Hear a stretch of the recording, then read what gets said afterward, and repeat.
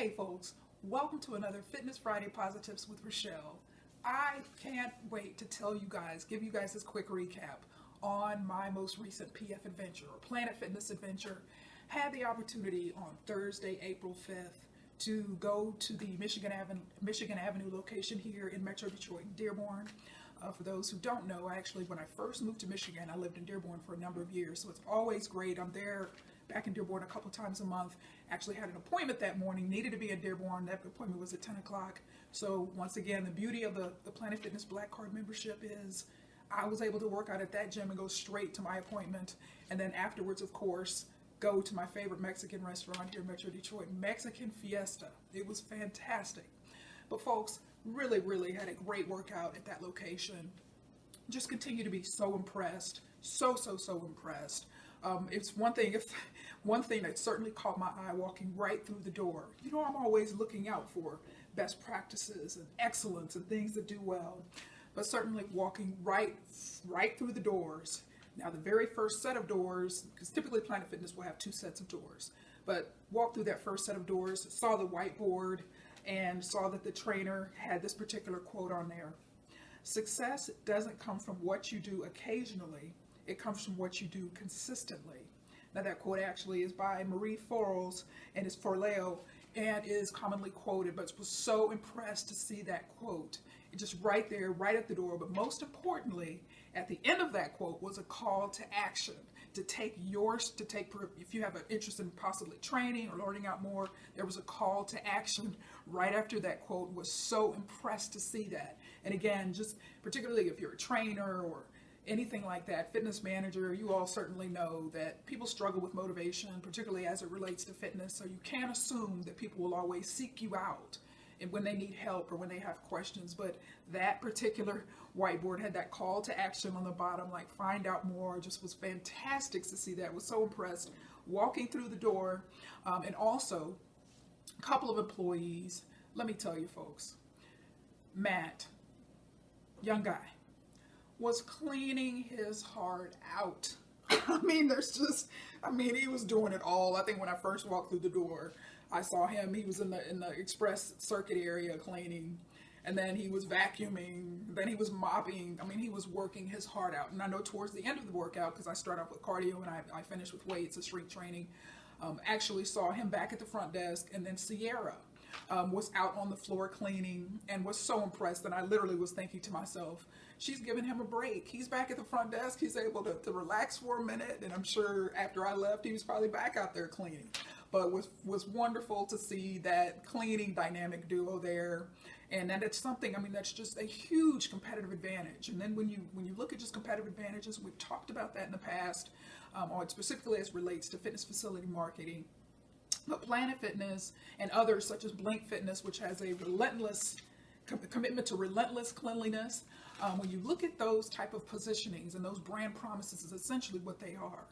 It's so important. There's just so much in the fitness industry, particularly in leadership and fitness facility management and operations and all of that you can't control.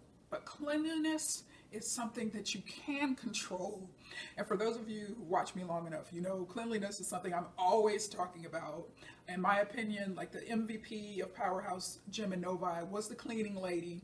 Actually, the entire cleaning team, they did a fantastic job. But the cleaning lady, which is going there and clean her heart out with such pride for that facility, had been with Powerhouse Gyms for about 15 years, had been to different locations, but that's something that you can control. That is so important.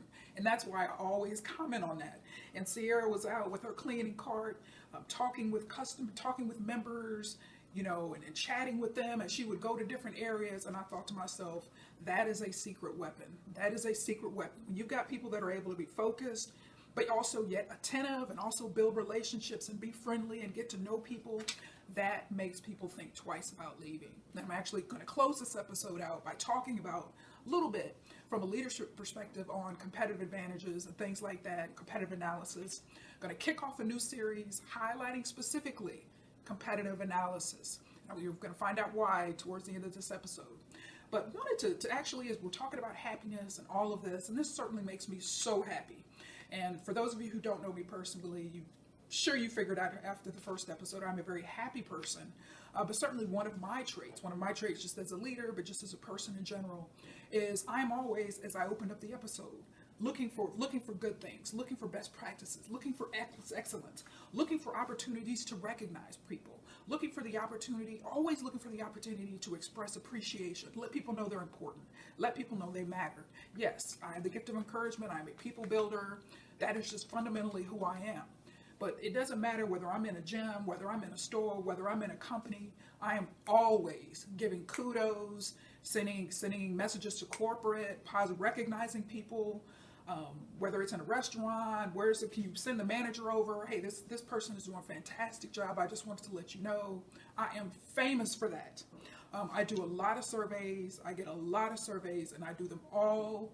I just naturally more opinionated, but I love providing feedback in terms of recognizing people, pointing out traits and things that people may not see. And that is something, and I just want to challenge you as leaders. Perhaps that's an area that you struggle in, you have a hard time seeing the good in people and situations, and perhaps even you're a perfectionist, so you hold yourself to this impossibly high standards, and unfortunately that's going to trickle down where you're holding others around you to impossibly high standards. I challenge you starting today, look for the good. If you want to be happy as a leader, or just a person in general, whether you're a gym goer or a fitness facility leader or owner, or anything like that, choose happiness. You got to choose to see the good. Choose to see the good in people. We all have strengths. We all have weaknesses. There's always good situations and bad situations. There's never any perfect situation. But what you can do is make a choice to accentuate and to focus on the positive. Focus on the positive. And I just want to point out a quick blind spot as it relates to happiness, as it relates to confidence. And particularly, if you're watching these episodes every week and you hear me and you see me constantly highlighting other people, constantly talking about what this gym does, what that gym does, what this franchisee's best practices are, you may have, if it makes you feel worse when you hear that, and this is something I'm telling you that you already know, you have confidence issues, you have insecurity issues, if it's hard for you to hear other people be recognized, or if it elicits, or hearing that type of positive feedback about other people and other leaders and other facilities makes you feel like, oh, I got to do this. Oh, I got to do that. Oh, that place did this. We got to do that. We got to imitate them. We got to do this. We got to do this. We got to do this. Where you're constantly, and quite frankly, putting pressure, undue pressure on your people, and driving them crazy, and creating a strong sense of resentment in them. I promise you that. They're not telling you that. But when you start doing that, oh, we got to be like this gym. Oh, we got to be like this gym. Oh, we got to start doing this. We got to start doing that. And you have people frantically going around trying to do this and this and this and this and this, particularly if that wasn't your leadership style coming in the door. All right, if you had a laid back leadership style and this and that, and then all of a sudden you're do this, we got to do this, we got to do this. And people are wondering, like, what the heck is going on? And when that happens, you got to be prepared to lose people. You got to be prepared to lose people. Or if you're a perfectionist already, and then you're hearing these things, and all of a sudden we got to do this, we got to do this, we got to do this. And these are things that you weren't ever doing before. And I often like to tell people, inspiration is far better than imitation. Okay, the goal is for you to bring out the best in your people, to look at your facility, look at your strengths and weaknesses, the realities of your specific market, and say, okay, so how can I, if you're a leader, if you're a manager, assistant manager, how can I bring out the best in the people that we have?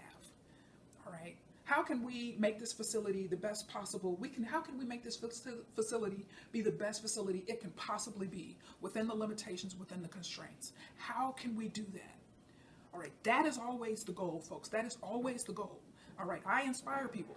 Yes, I have the gift of inspiration. All right, but if you hear these and instead of being inspired, that insecurity and that lack of confidence causes you to say, oh, we got to start doing this. Oh, we got to start doing this. Oh, we got to start doing this. We got to start doing this. Okay, your staff members are looking at you, not saying it to your face, but thinking, this is crazy. And a lot of times they will be gone. You will lose people by doing that. Not only just, of course, in fitness facility management, but in life. Okay, insecurity drives people away. A lack of confidence drives people away. And oftentimes many people are stuck wondering, well, why is my turnover high? Or why did my significant other leave me? And it's just that insecurity is huge. So I wanted to take a step, take a quick minute to really emphasize. In regard to happiness, happiness is being the best you can be.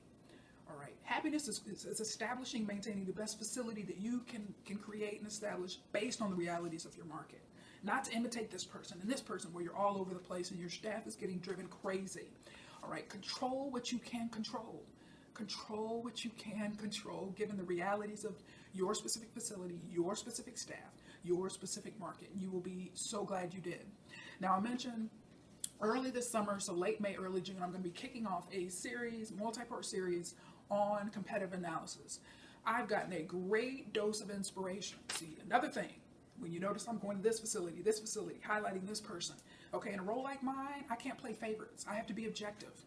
All right, I can tell you about different facilities. I can tell you about excellent examples and best practices in leadership because I can't just focus on one place. I can't just focus on my gym only, regardless of where that is or what franchise it is. I can't do that.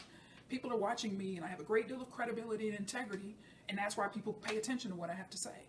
Because I'm not going to go in here and play favorites and just make one particular facility or franchise seem like it's all hunky-dory. Okay, there's great people everywhere. There's best practices everywhere. Inspiration for me comes from everywhere. And as a leader, I challenge you to do that. I challenge you to recognize the good in your people. Yeah, human nature may want to have a little favorite. This staff member's my favorite, this and that. But be objective as hard as it can be. Look for the good in everyone. Bring out the best in everyone. Now, getting back to this competitive analysis that I was telling you about. As I mentioned in the previous series earlier, a couple months ago, on Crunch Fitness and how Crunch had come to town and they're just experienced. They're pretty big on the West Coast, Northeast, Mid-Atlantic, Southeast, and of certainly filling in the gaps in the middle of the country. Michigan, as I've learned, is one of their top priority markets. Incredibly strong franchise. All right, going back to 2017, Club Industry Magazine, 2 franchises in the top 10. Planet Fitness number 7, Crunch Fitness number 10. All right, Planet Fitness founded in 1992, Crunch Fitness founded in 1989. All right, so as of the 1st of January of this year, Planet Fitness, 1,500 locations, and certainly much more than that. Now by now, Crunch Fitness, about 225. And so you look at the scale, you look at the depth of scale and the number of facilities, and you say, like, man, that's a big discrepancy. Crunch is a very strong franchise. I'm going to talk about that as I was inspired by Crunch, particularly here in the local Detroit area. That same morning after I left my favorite Mexican restaurant, stopped by the Dearborn, the soon to open Dearborn, Michigan location, and also had been to the Westland location which opened last October. I've been there a couple times. We'll talk more about that, but just wanted to share some thoughts with you. Crunch Fitness, particularly for those of you in Metro Detroit, for those of you in other markets, and particularly in those geographical areas, you're aware of Crunch, but incredibly strong franchise. In my opinion, their biggest strength is sales. Yes, they're a sales-driven culture, but they're a compliance-driven culture. And in my opinion, what that translates to is there's not a high-pressure sales, is what I've experienced thus far. Do an excellent job. They sell competitively, meaning that they know the strengths and weaknesses of other franchises and other gyms. And for the Planet Fitness locations here in Metro Detroit, get ready. That's all I can say is get ready. They're very, very strong with selling competitively, particularly against Planet Fitness, selling against the weaknesses of Planet Fitness. And so I just want to quickly tell you, I'm going to talk more about this here in a few more weeks. But when I walked in, Rachel did a fantastic job. She was the salesperson at the enrollment center. They're in their pre-sales period now. Rachel's first comment to me when she found out where I was working out at, she said, Crunch Fitness is a huge upgrade from Planet Fitness. And went on to tell me all these different, now again, think about it, I'm a fitness leader, an influencer, I know. And so I'm listening as one who also has a sales background in training. I'm a trainer.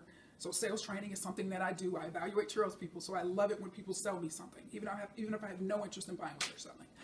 And so she went on to tell me why I needed to join Crunch Fitness and all the different reasons why they were stronger than Planet Fitness.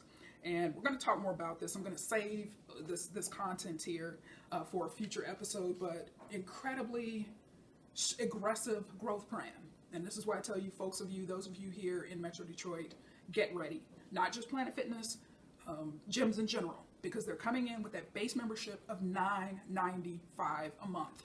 All right, one thing I've noticed since last year, since I did their pre-sale for the opening of the Westland location, their top tier membership, instead of $49.95, is actually $59.95 at regular price. Yes, they're running specials now for pre-enrollment, but that goes to show you they're aggressively raising prices, which I certainly hope Planet Fitness will continue to do, aggressively raise prices each year, since you've got that base membership that is so low.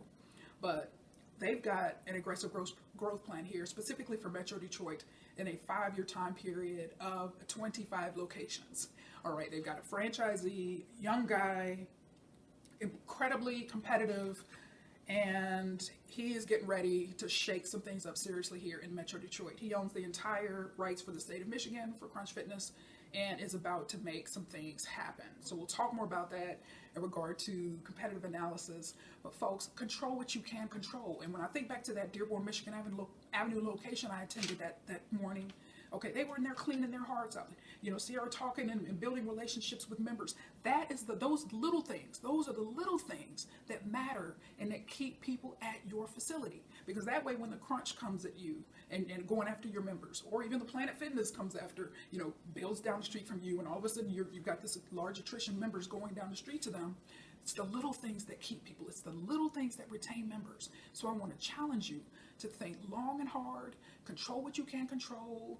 Don't try to imitate these people. You hear Crunch Fitness has a base membership of $9.95. Don't run out and now change your membership pricing to try to match that. Do not do that. We'll talk more about that down the road. Next week, I'm going to get back to choosing happiness for gym goers and talking about the power of confidence and authenticity. Thanks so much for your time. Make it a wonderfully fit day.